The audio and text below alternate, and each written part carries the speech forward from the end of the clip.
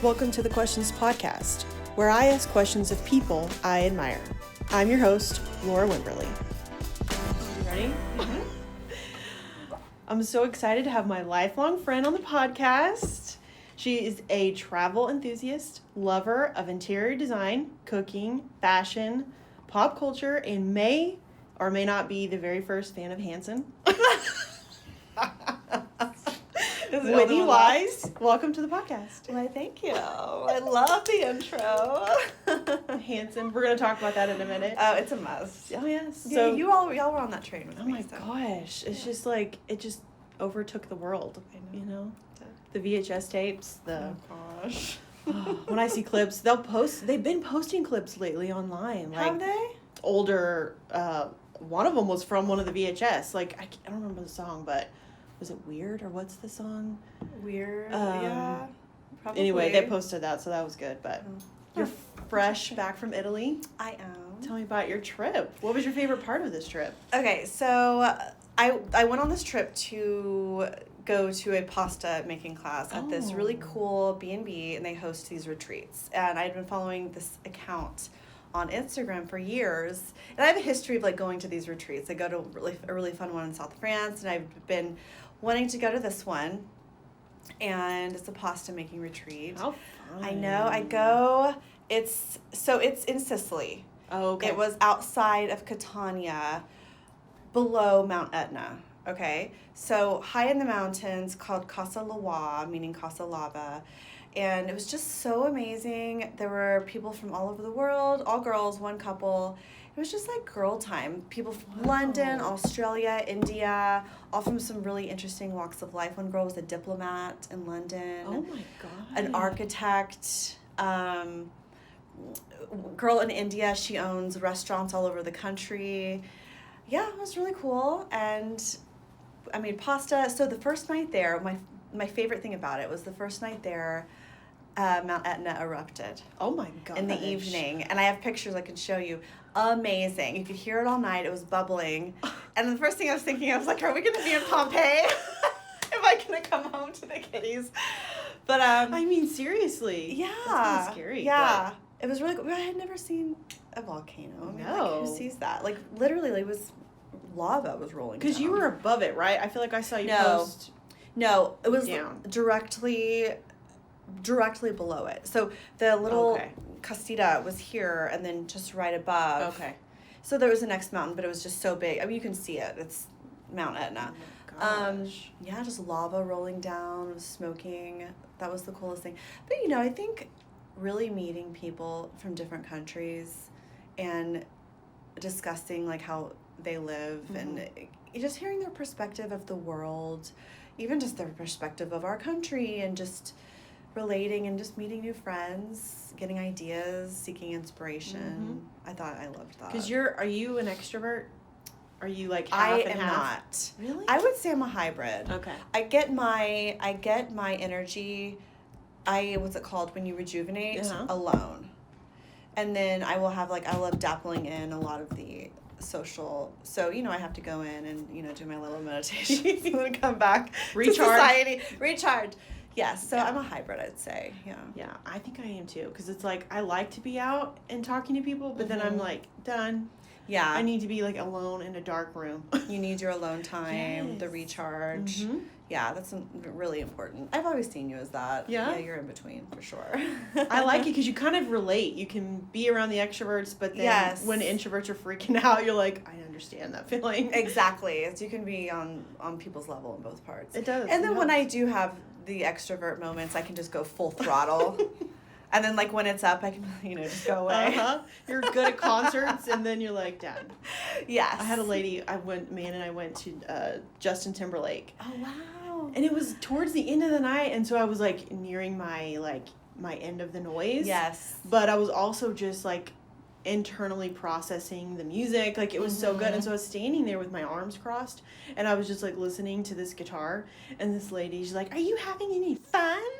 Like, because I'm just, like, standing there because she's, like, about to fall down the steps because she's just, like, dancing like a crazy person. And I'm like, I'm enjoying Yeah. myself a lot. I'm just not. You had moving. reached your limit. Mhm. Like probably early in the concert, you were going crazy, and then it just turned off. I'm like, that's the it. switch went off. I just need to sit now. Yes. No, I've been there.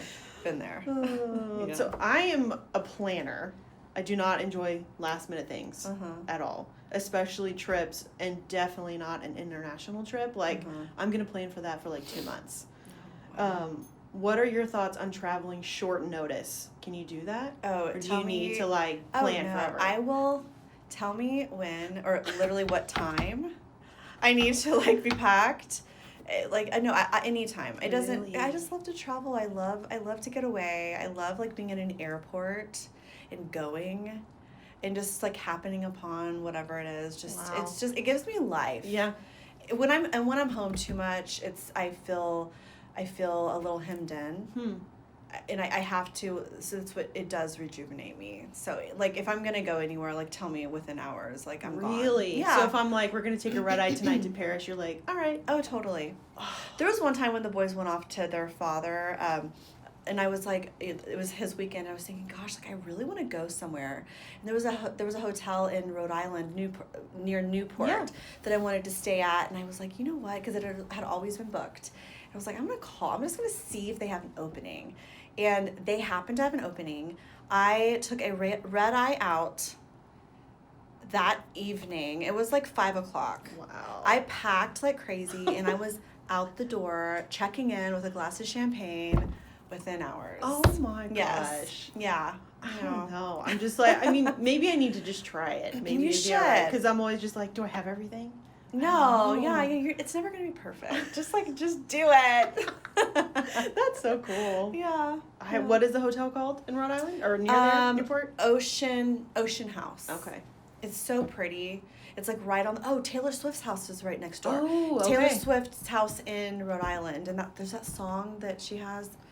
That there's a song where she wrote about the family there. Yes, I know what you're talking about. Yes, I don't and remember what it's called. It's this beautiful little it's pretty large hotel, and then right next door is her house. You can just walk right in front of it, and yeah, it's a really cool place. Wow. Amazing food. I recommend go there. Yeah. Are you comfortable with, I guess we kind of talked about this already, but you don't mind frequent travel? Do you need to be home for a little while and reset before you can leave again? Or could, like, you get home from Paris tonight and tomorrow you're like, let's go to Mexico? Well, it depends if that's maybe... Okay, well, that might be a little stressful because I need to make sure I have the clothing. But at the end of a trip, I'm ready to settle in. You are. I think, and, like, have a couple days. And always on a trip, I get inspired. And so I'm like, how can I'm going to do this when I get home. I'm going to do this. I'm going to read this book. I'm going to journal this. So I, like, want to get home and, like, be better. Implement what you learned. Yes, Yeah. because I'm inspired. Yeah. So then if I leave again, then I feel like I'm not facing life.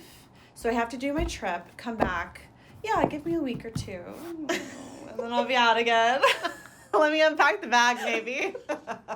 New suitcase for a new location. Yeah, but sometimes Europe can be stressful. Like whenever the boys are on the summers with their dad, I would go for a month. Like so, one summer specifically, I rented an Airbnb in Paris. I used that as my hub.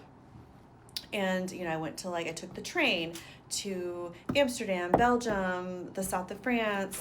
And after that trip, toward the end, I was like, I remember calling my mom and I'm like, I am so exhausted because, it's just you. Yeah. And you're braving everything. It's you against the world in a way, you're protecting yourself, even though it's so safe, but it's all on you. But still, it's just you. Right. You're in the train stations at 5 a.m. and I'm thinking, am I going to get my train? Yeah, so after that, I'm done. That's hard. Especially if you're alone. Yes, Yeah. that's hard. But, yeah, I can tell me the time and place, mostly. You can do it. Yeah. What is your favorite place in Europe? Okay, I always say Paris. Yeah. But one of my favorite experiences was Iceland. Oh, really? Yes. I scuba dived there, and then a bucket list location that I'm sure anyone who loves traveling, the Blue Lagoon. Yeah. Was amazing. So that was probably you go to Iceland and you're on a different planet. Wow. There's so many different you go to the glacier, and then you're in tundra, and then you're at a mountain, or there's lava, or there's like a spring bubbling up. It's so interesting. Wow. Yeah, you need to go. Yeah. It's so cool, yeah. How do you manage jet lag? Um, Because you just got back a week ago from Italy, right? yes. So if I sleep, then it's fine, like on the plane. Oh, okay. But I rarely deal with it. Really? I had no problem coming back. On occasion, maybe I'll be really tired that first day. Yeah. I went to Istanbul once and I was exhausted and I lost a day and I just couldn't quite snap out of it. Israel too, but mostly Europe is better. When you're going like somewhere like in the Middle East, it's harder. Europe is doable. Yeah. It's like what, 7 hours? 6 Yeah. hours? I think 6 hours doable. from New York, right? Yeah. Not as What bad. is your favorite airline? Oh gosh. Okay. So on this trip, I have never flown KLM before. Okay, that's a Dutch airline. Oh, okay. And I got a really good deal on a first class flight. And so I went all the way to Amsterdam, to Salt Lake. But KLM was so pretty. It's like this blue. Everyone is so nice and kind. It's a little pod and they shut you, like they close it. Wow. You have your, but then, I like United as well. I don't know. I just usually do with whatever. I have Delta points. I love Delta. I like having points. Yeah. So. What is the one Emirates something? Have you ever Oh, flown? Emirates. My brother Josh flies Emirates because he's always in Dubai. That first class? Yes. Like, it's like a room. I know. Stand-up shower. Yes. I mean, you can shower. You put your name on the list. You can go back to the bar. Yes. Mm-hmm. That is amazing. Yeah. I want to fly them so bad. I know. When I go to Europe. I'm Yeah. like, oh. That's definitely. I hear China Air oddly is like Really? weird. It's good. Yeah. Mm-hmm. So you talked a little bit about traveling alone. Do you prefer to travel alone? Because you've done that quite a bit. Okay. Well, that would. So that detours me a little bit. So the traveling alone. Now I don't want to do that as much. If that's the only choice I have, then I will because I love to do it. Initially, when I started traveling alone was because I felt I needed. So it really healed me. I went through like a really terrible divorce, and then even post, it was very stressful, and so I felt like I had some sort of power, and I needed to be inspired. And in my marriage, we didn't really travel, and I had such a love for Europe, and I wanted to do that, and not a form of defiance, but it was like I was like, finally I get to like do something, and so it was like a rebellious thing. That's the word. Yeah. So I think it was rebellious in the best of ways, and I just felt like it really healed me, and I was around beautiful things, and I was around beauty, which is something I felt like was so not in me, and under a lot of stress, and I feel like it just helped me during a really amazing time. So I needed to be alone in that time to like heal and to go to museums and see beauty in life again. And so yes, that it was so precious to me. But now my last trip, I remember calling my mom and I kind of got a little teary-eyed and I said, I'm tired. Like I'm done doing this alone. I know. I want to do it with someone. I want someone to share it with. I want to like have a person, even a friend. I know. Right? And so it's like you think, and I feel like there are some trips, do it by yourself, right? A couple of times, because I love museums as well. Like yes, and not everyone does. No, not everyone but wants like, to spend their let time. me go walk around a museum all day. I'm Yes. gonna be in the best mood, because you're inspired. Yes. But after that, you're kind of like, that's it, Well, we're supposed to do life together with someone and like enjoy experiences, whether with a friend and I have friends, but not all of them can just pick up and go. Yeah. Like they all have families and so we're meant to like to enjoy our things with people and not do it alone all the time. No, it's about relationships. So it feels a little unnatural after a while. For sure, I agree. It's like sometimes too. I'm like, okay. Even if you went with people, I could go spend a day by myself. Right, and then meet up later, go to dinner. Yes, but like, let me go walk around for a little bit. I could do that. But the entire trip, I don't know that I would want to do that to Europe. Yeah. So and you're in your thoughts a lot. You can do it though. Yeah, you're in your thoughts a lot, and I think at the beginning when I really needed that, like I feel like God even put that like go away, like go, and I needed to be in my thoughts and just kind of like rejuvenate and like spend some time with God. And I remember walking around Paris and just feeling like the Lord talking to me at times, and just I would find myself crying a little bit in a good way, not in necessarily heartbreak, but just healing. I was met by the Lord traveling, I would say. That's in awesome. A lot of ways. Yeah. That's awesome. Yeah. It helps to change your surroundings. Totally. When you're in your house or you're in your same town, in your same car, you know, Yeah. it just helps to get out of the norm. The monotonous, yes, the monotony of it, you need to get out. Helps with seek your inspiration. perspective. Yes. I agree. That's awesome. Yeah. So, what was your best trip and why so far? Because I know you have a lot of trips left in you. Lord. Okay, I love the chateau. You know what's so weird is that I was following that on Instagram and then you popped up on there like you were Really? there. I had no idea. I'm like, is that Whitney? Because I started following this randomly. Really? Yes, because it's so beautiful. Oh, watching them, Laura. what is the word? Renovate it. Renovate. And then all of a sudden you're like in the Instagram story. And I'm like, are you Whitney? Yes. Serious? I'm like, Oh, that's why is so Whitney there? well done. I know. Well, I had place? been following them for years too, and that's actually the first trip I remember. I had filed for divorce, and I was just like, I've got to, and I was like, I've got to go do something. Yeah. Like, I'm done. Like, I'm leaving. And that was what I did. Wow. I called them, and they had this retreat. Or I emailed them. I was like, is it too late? I've got to get on in this. And this is, speaking of going last minute, I left 4 days later. Oh, my gosh. And for context, it's this beautiful, beautiful chateau in 18th century. So it was built upon a 13th century fortress. 18th century, stunning, beautiful. It used to be in even an orphanage back in the day. Wow, So there's there's just some history there. I know. Which I love.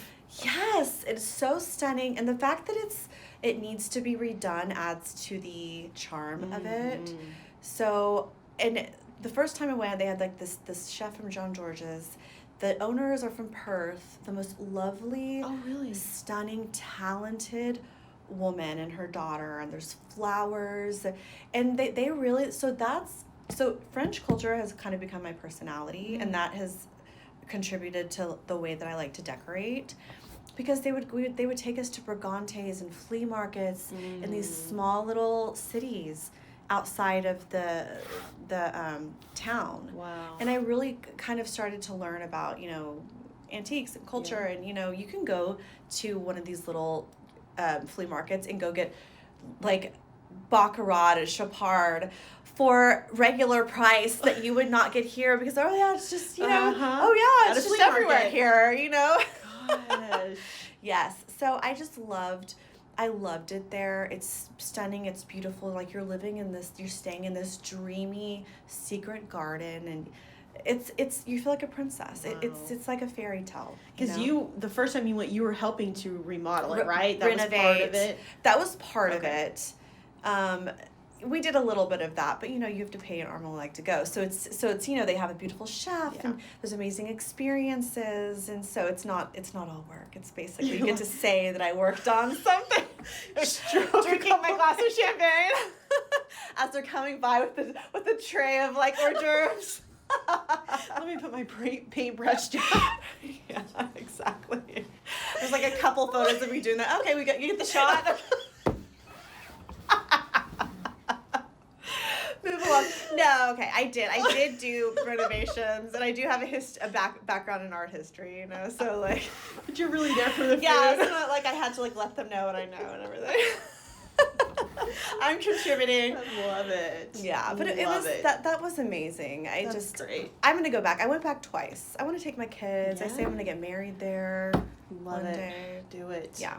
So you do kind of like go to like do something. You enjoy going to retreat type things when you're Yes, traveling. there I did. And the Casa Lawal. Those two were retreats. I'm going to another retreat in Venice in November, another cooking one. So I guess I have gotten on this thing with retreats, but not always. I don't always want to have like a stringent schedule. Yeah. So.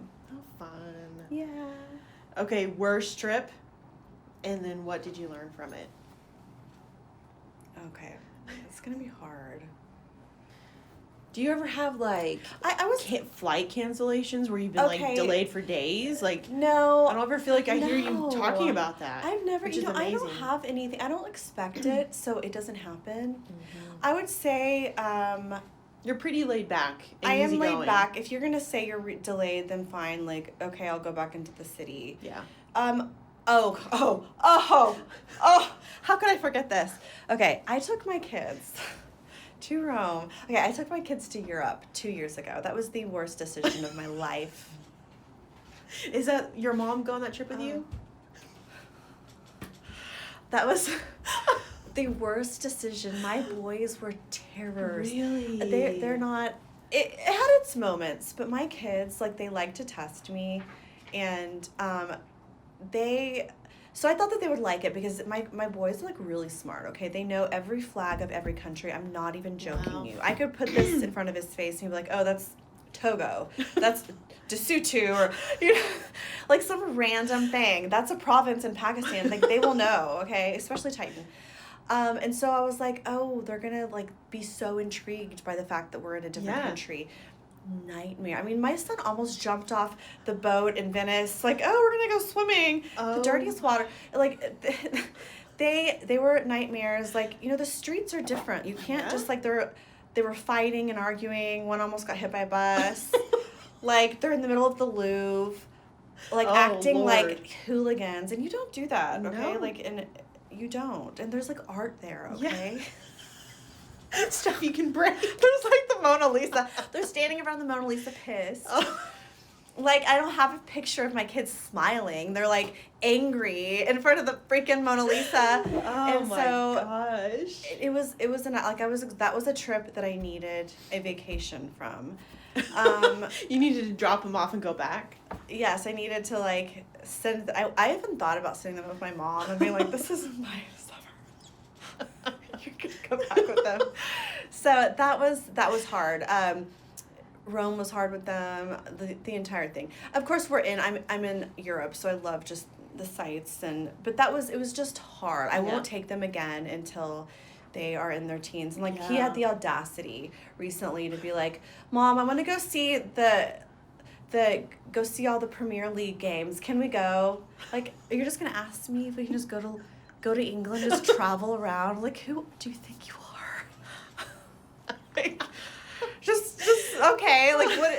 Anyway, so yeah, not until they're, like, older. Oh yeah. Will we ever step They can foot. really appreciate it and last the entire trip. Yes, they can appreciate it. They can be grateful for it. They can understand, like, money is going into this, and they can be calm and not, like, drive me crazy. Oh my God. And all they ate was pancakes. They like, pancakes! Everywhere we go, they're, like, asking for pancakes and crepes. They were sugar. Maybe that was part of the problem. Yeah, maybe. Yeah. Oh gosh. That was my bad trip. Your kids. It was because of them. Yeah. Well, you said a little bit about why traveling is important to you, but how has it shaped your perspective on the world? You know, it just helps to see how other people live.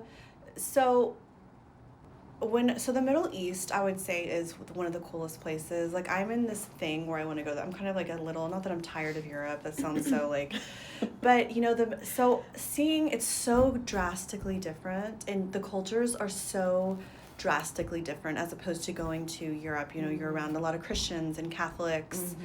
I mean, it's very diverse, but when you go to the Middle East, it's so different, and they have the call to prayer going constantly on the minarets, and you see it's such. I just so appreciated even seeing and witnessing Islam, just because I was able to see the way they worship and the way they live, go into what's it called, their mosques. And while I don't agree with that, I'm not, like, not that I don't agree with it, it's not, I don't practice. You don't believe in it? Yeah. That's, you know, I believe in Jesus, but just to be in that atmosphere and see what they do and be around the women and hear them talk and relate to them, even as mothers. Yeah. You know, and being able to,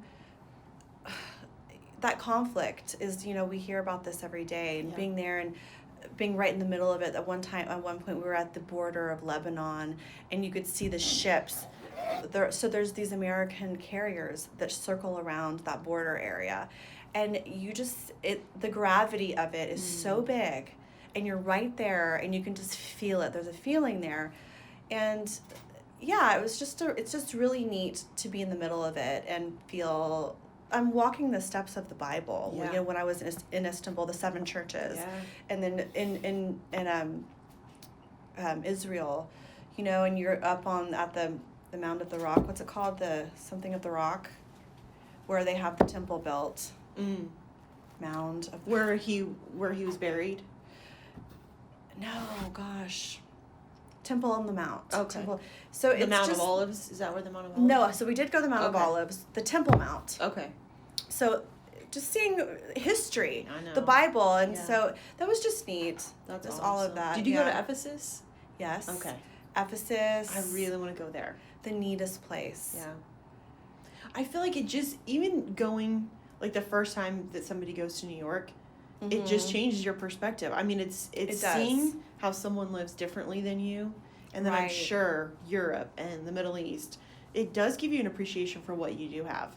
It really does. It kind of causes you to want to live differently, better, you know? Like, well, I need to change how I do this, or... Yeah. But you're really awesome. Inspired. You appreciate what you have and where you live, but then you can appreciate, you know, a drastically different culture and way of life. Yeah. And appreciate and have compassion for the conflict that these people deal with every single day. Exactly. And the fear, you know, and I was in Israel 2 months before October 8th. Oh my gosh. Yeah. Visiting several kibbutzes and seeing the way they live there. And a lot of these people were refugees from like Russia. Wow. Yeah, and seeing the way that they lived. Yeah. And they took us into like one of their places in the kibbutz. And it's just...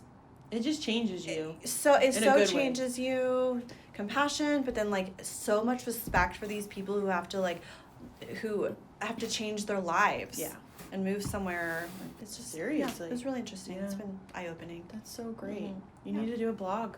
I need to. You do. But it's just sitting. I feel like my mind is all over the place. Yeah. I would love to.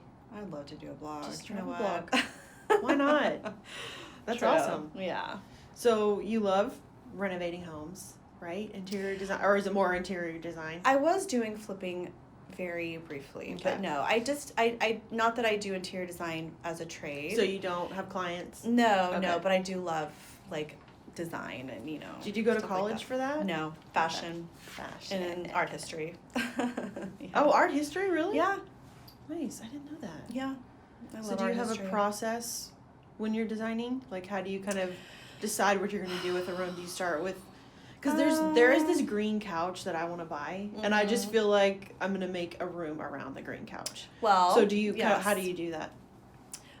Oddly enough, I have a green couch. Oh.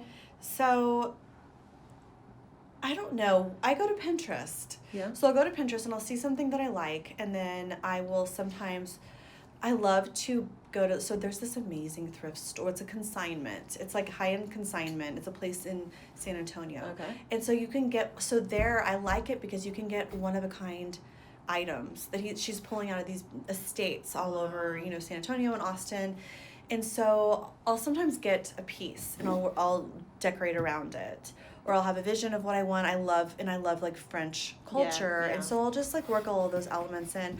I would say I'm pretty eclectic, with a touch of like the Nancy Meyers aesthetic, and then like French country, and then a little bit of transitional. I'm all over the place. Yeah. It's just whatever I find. I feel like you have a very elegant style, though. Yeah, I like that. Thank you. I feel like it's elegant.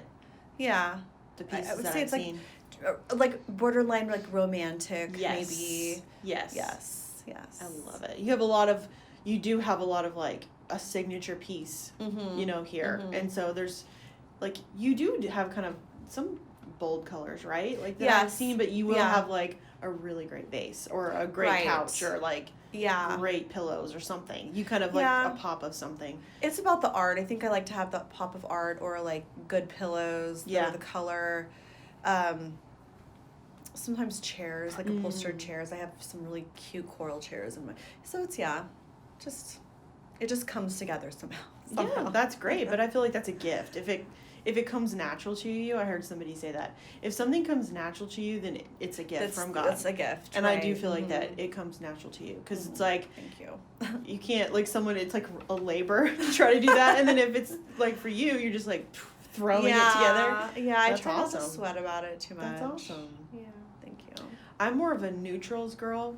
Mm-hmm. But then like I had said, I feel like when you add a pop of blue or green, and it's like a certain blue or green, then it becomes very elegant, like totally very French or very Italian or whatever. Yes. Do you have a favorite color right now when you're working on interior design? So I like green right now. I like green, and I like a dusty, not baby blue, but it's like not even. I wouldn't even say. I'm not gonna say teal. I can't stand teal. I know what you mean. It's like almost like this. If you would it be a French blue? Yes, okay, it's a French right? blue. Yes, but it's like a dusty French blue. Yes, it's not baby blue. Not a bright blue, but like a dusty, maybe like country blue. Yeah. And those two colors so actually pretty. go really well together when you're decorating, and then with a touch of a coral. That color scheme is really pretty. Nice. Yeah. Are you more like silver or like a, what it would be like a rustic or antique gold? No. I don't know what the word would that. Oh gosh. Like a little bit. Well, not no. a bright gold. Okay, so in design, I do gold. I like the Okay. gold. I'm into like silver jewelry lately, weirdly, but home wise, I stick to gold. Okay. Yeah. I feel like jewelry wise, I've been in a yellow gold kick for years. Mm-hmm.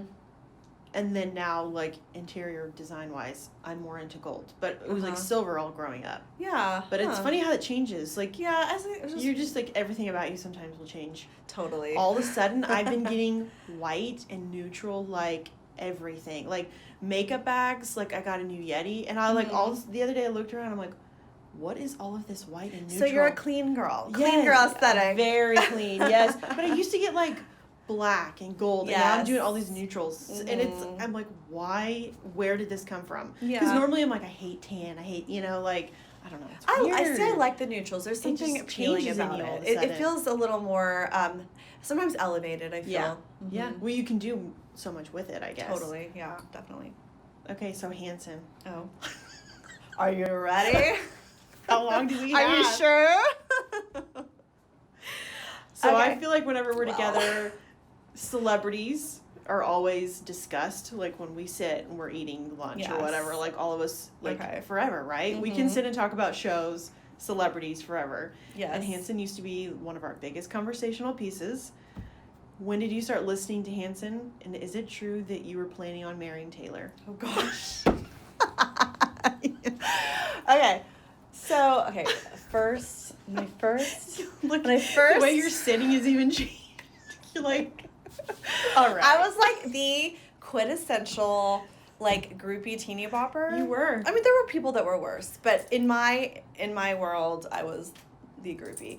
I think I heard about Hansen. A friend introduced me to Hansen. Was it like fifth grade? No.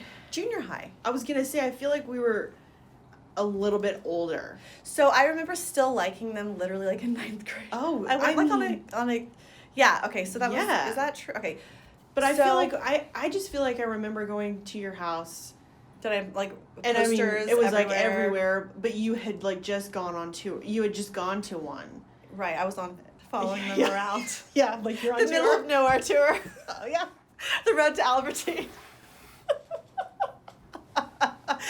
I mean, yes.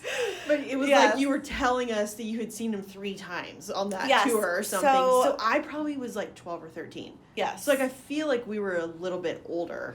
Right. In that sense. So I think I started. But then they started having kids, and so they stopped. Oh, but I was long gone after that. Like, I mean, so I'd say junior high.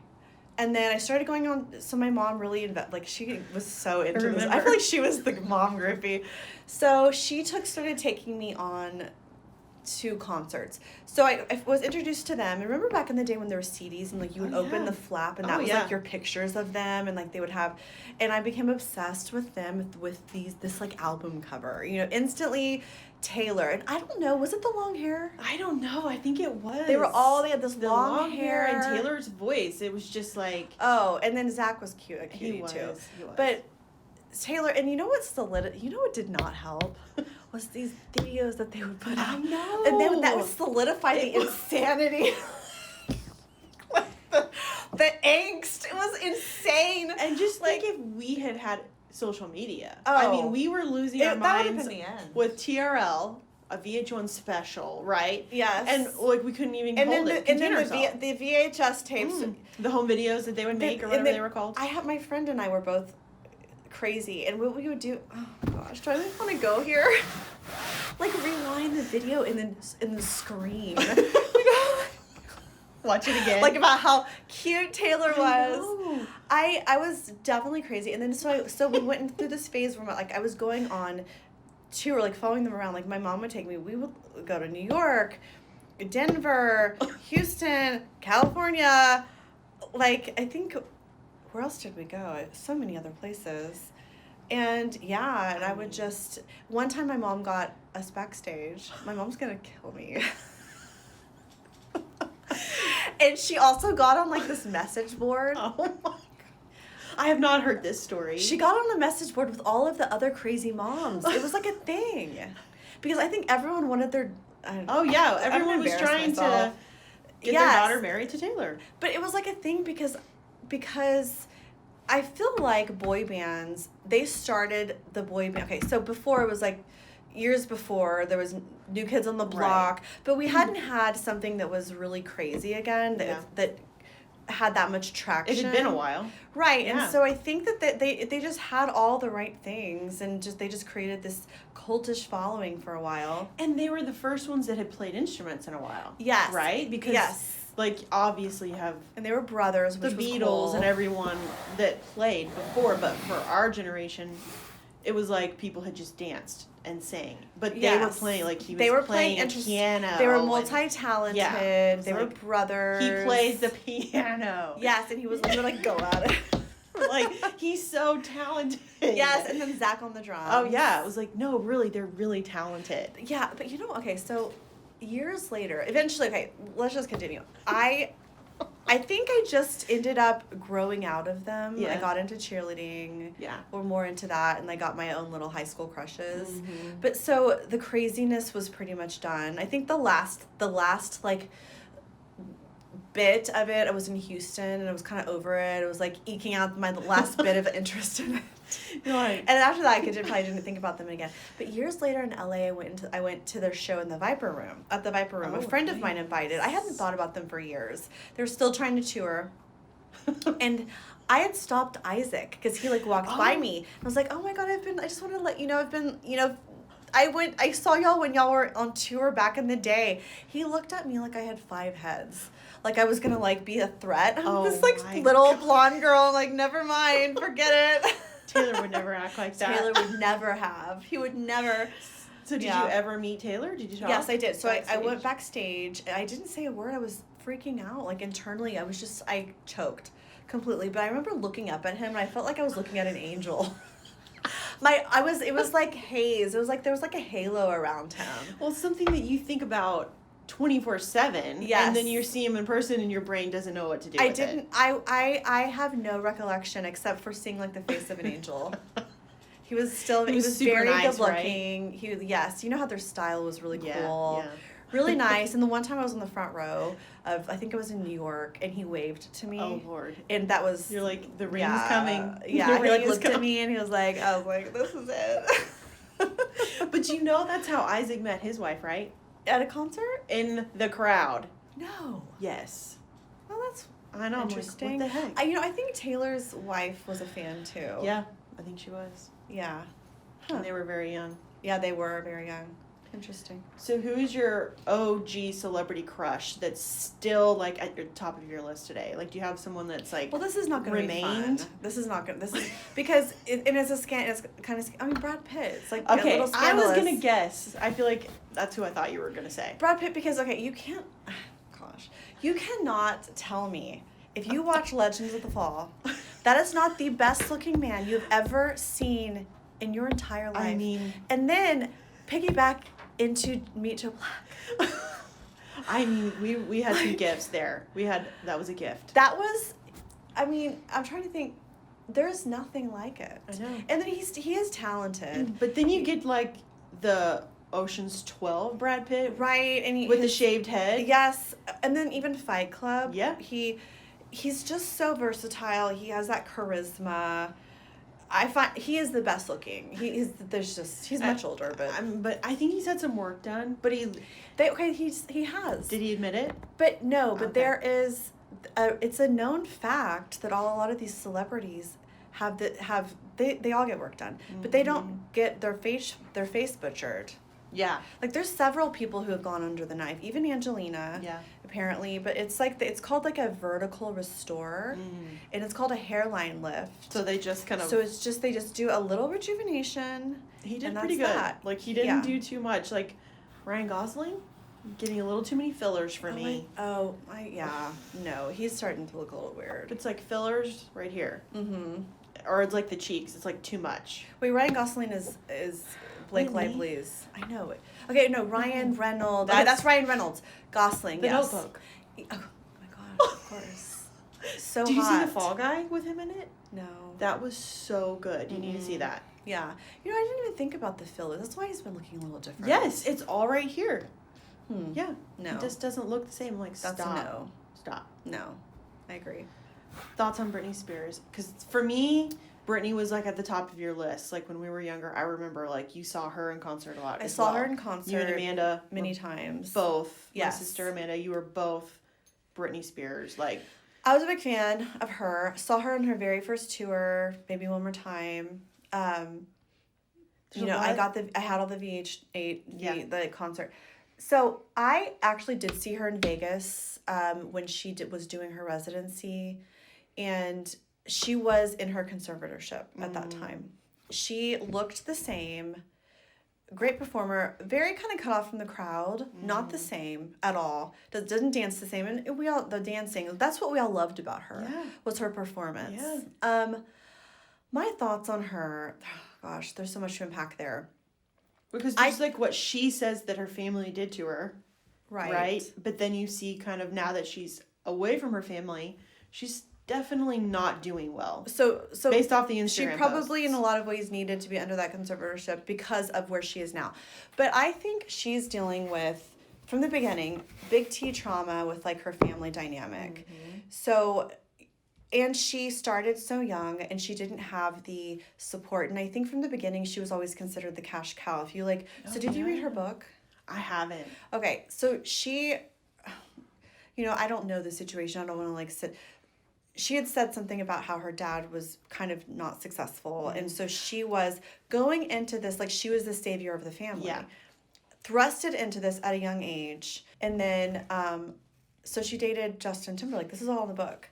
And I think that she took the brunt of the blame for that because it says it. Like, he cheated on her. She had, like, a little thing with that other guy, the dancer. Yeah. But so she never really stood up for herself. And he went on and he kind of used that and capitalized on that, the Crimea River.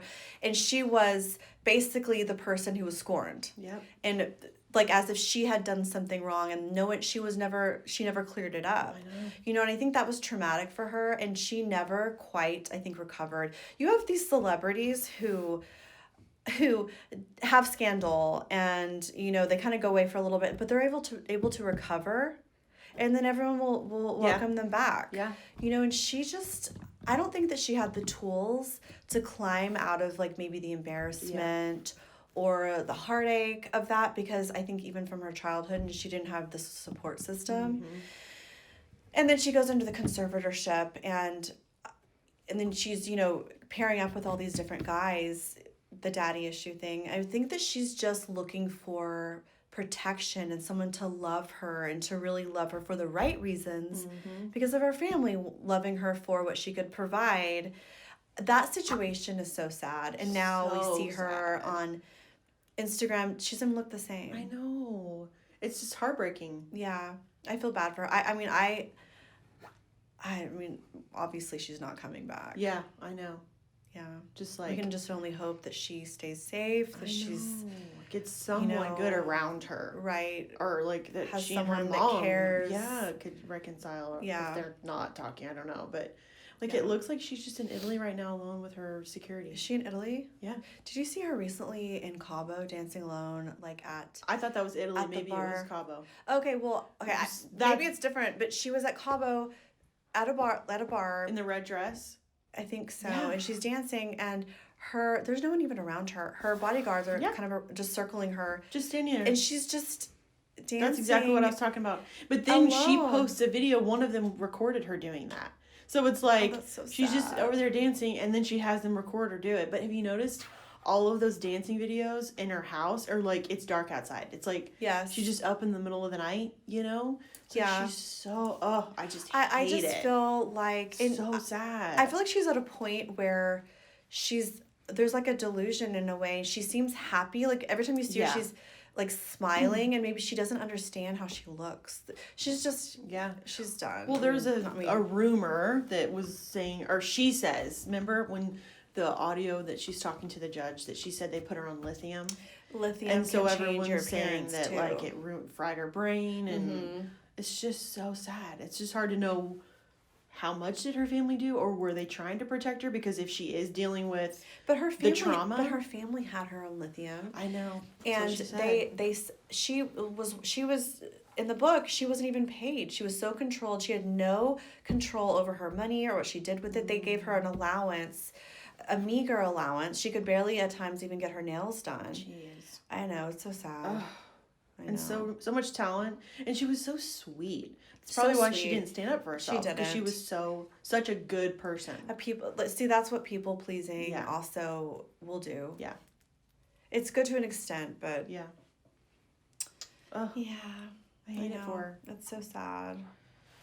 So you're a mom of 2 boys. Yes. Atlas and Titan. 11 and 8. Wow, that's crazy. I know, They're that old already. It's weird that I think I have only 6 years left with Titan. Gosh. Before he moves on.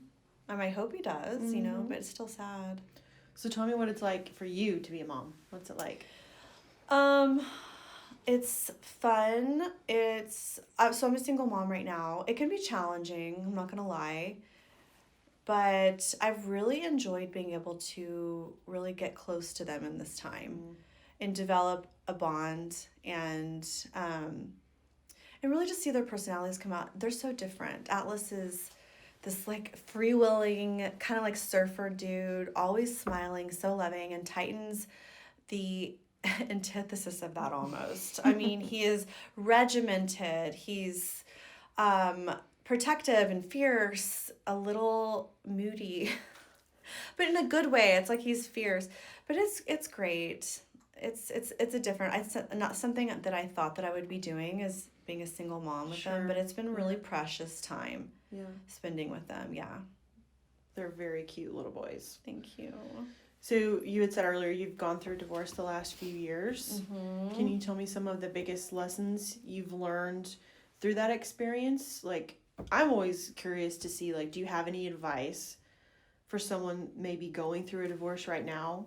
Or also what life can look like after divorce? Because I'm sure sometimes you, like you said, you went to Europe to kind of heal, and sometimes it can, I'm sure, feel like your life's over, or how am I going to get through this? Right. But you have a great life now.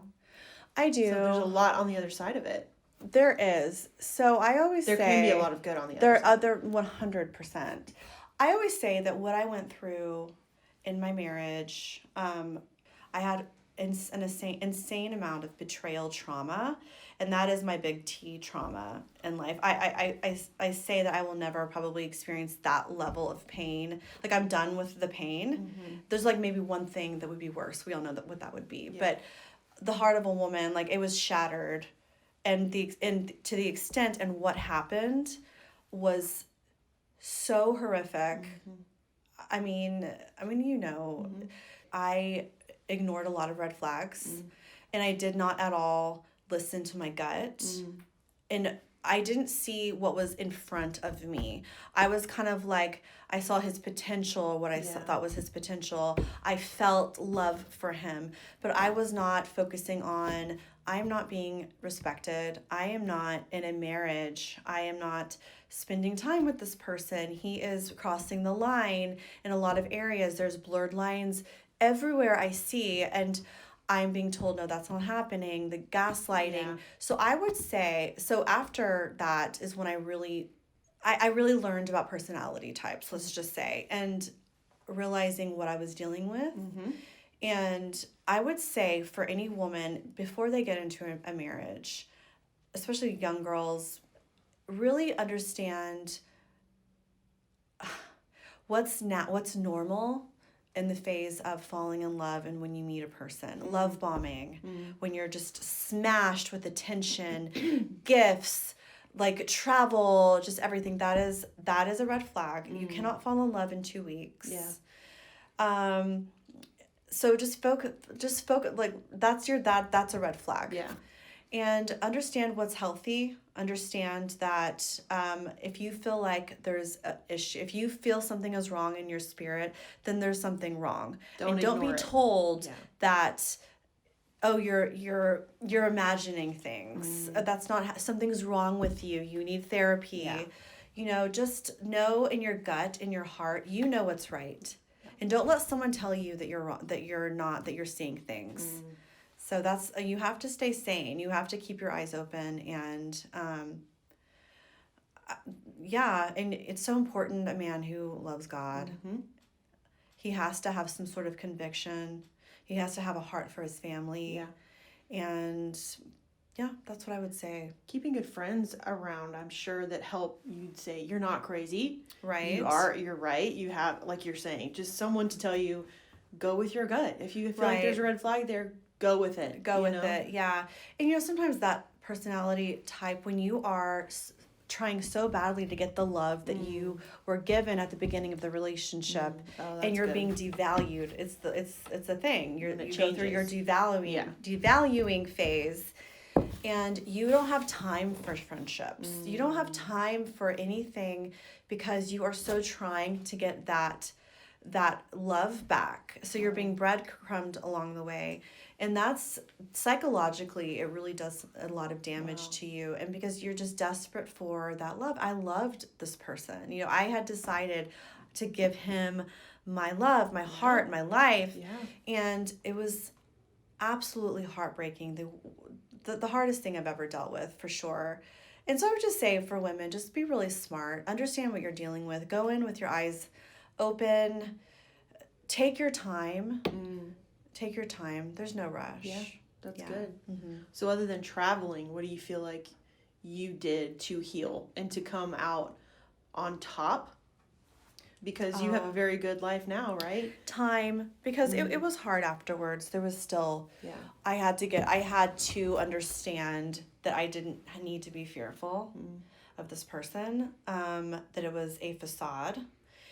And I had to really make the decision to give everything to God and not to worry, because there's, what can I solve? Right. And so just give it to God, and like, Lord, you have to take over here. Yeah. There's nothing, what can I do? And I just learned to stop worrying so much. Wow. And that's what I did to heal, along with the traveling. But it took time. I was in Bible studies. I would be on my knees praying at times, because I was still very heartbroken. I loved him still for a while. I don't know if it was love, but it was betrayal trauma, which does, like I said, do something to your brain. And I had to understand and really come to terms with what happened. Yeah. I failed. This is a failure, and I didn't sign up for this. And it was just really hard. So just time. It's all about time. It's good. And one day, you wake up and you're different. But it does happen. It does happen. You will wake up. It's a journey. You will be different, and just it's a journey. Keep on it. And some people are dealing with very different divorces. Yeah. I dealt with a specifically high conflict divorce, high conflict person, and so that is, someone could be listening to this and they're divorcing me. They're in a situation with someone who's not going to be a certain way. Sure. It's Sure. easier to move on, but I didn't have that. No. It was very difficult. Yeah. That's good. Time. Yeah, And time. it will get better. Time, journaling, prayer. Yeah. That's Be good. around people that love you. Yeah. Well, it worked for you. You're It doing did. good now. Thank you. What would you tell your 18-year-old self? Be braver. It does not matter what people think. Mm. It does not matter what people think. Go for what you want to do in this life. What your talent, what you're good at, that's what you need to be doing. And I don't really believe in living in regret, but I think I've focused in the past too much on what people might think. Just be unabashedly, just walk through life with no fear. Like, have audacity and just do what you want. Yeah. It does not matter. We have this one life to live, and you don't want to live in regret. Go for it. Whatever you want. But I also feel like you hear people say, like, it's not regret, but you look back on your life and I guess regret the things you didn't do. I do. It's like, yes. do them. Do the things you want to do. Right. And so much of it is what you said is caring what people think. Right. Don't you wish, and people say that all the time, it's like, the level that I don't care what people think now, I wish I had that at 20. Right. Ugh. Or you And I'm look sure back. it's gonna get better. Right. Ugh. Or you look back and you're like, why didn't I do this? Yes. You know, I'm thinking, what was I thinking in that time? Why didn't I see Yeah. this opportunity or this window or this talent that I had that I could have built off of? And so, yeah, like don't, you have to see your talents, do them, and don't, it doesn't matter what people think. Yeah, it's so true. Yeah. So what are your dreams and goals for the future? Oh, Lord. I do one day want to get remarried. Again, I think that we are made to be partnered up. Yeah. I don't know. I've wanted to build some sort of like platform somehow for supporting women, maybe going through difficult life experiences, maybe dealing with narcissistic personalities. I've been able to talk a lot of women through that. I don't know, but you know, I really focus on my children and getting them. I want them to live their best life. I'm not living for them, but I want to see my kids be successful and impart maybe what I didn't have to them. But I would love to get remarried and have them see like their mom being loved by someone. I want a huge, Laura, I want a huge Martha Stewart garden. Oh, that's right. You're gardening now. A garden that is. Have you ever seen? It's complicated. Yeah. Okay. Yeah. She has this beautiful garden. You see it in one scene. But I want a garden. Like, I want to have a garden and just live off the land and maybe document that. Love it. Yeah. Whatever it is, I want to share my creativity. I have a lot to share. I just haven't shared it. And I think I have. That's what probably, just be creative. Anything with fashion? Because you said that earlier, you went to college for fashion. No. Really? No, I enjoy to like maybe share an outfit, say on like a social media, like Instagram or TikTok, but I don't care as much about that. I like to look cute. I know it's in, but it's not my focus anymore. Interesting. I've really gotten interested in cuisine and travel and culture and design, you know, interior design and stuff like that. I don't care about necessarily what I wear business as stuff much. with the fashion industry. No, I like it. I'll do a link. Yeah. Yeah. I'll do a link, but you know, skincare, all that kind of stuff. Oh yeah, I like you're that really stuff. into skincare. Yeah. You should start a skincare line. Yeah, maybe. Yeah. Yeah. I've thought about that design before a purse. too. I thought about skincare. Yeah, why not? Yeah. That'd be fun. That'd be something you'd have when your boys are older, you know? Right, yeah. Go to Europe to get the ingredients for the Right. skincare. Yes. No, that would be optimal. Go to Oh, yes. the south of France There you and like go. source something really like unique and Yes. pure. Do it. Love Maybe. it. Well, thank you for coming on. Of course. That was so thank much you. fun. Yes. I Love love it. all you guys. Oh, I love you. Lifelong friends. Yes. Forever, literally. We've seen each other since the womb. I mean, literally. I think you're the oldest friend we have. Oh, yeah. Outside of family, it's like our parents were connected before anyone was even born. Seen each other in all of our phases. All of it. Yeah. When I married your brother. I know. Every time. Multiple Why weddings. were we so obsessed with that? I don't know. You and Amanda just... It was like every time, well, okay. like, you play house. And like, we're going to get them married. Every time. I know. And he went along with it. Oh, he was such a good sport. Shout out Chachi. Yeah. Such a good sport. Chachi. Thanks for tuning in. I'll see you next time on the Questions Podcast.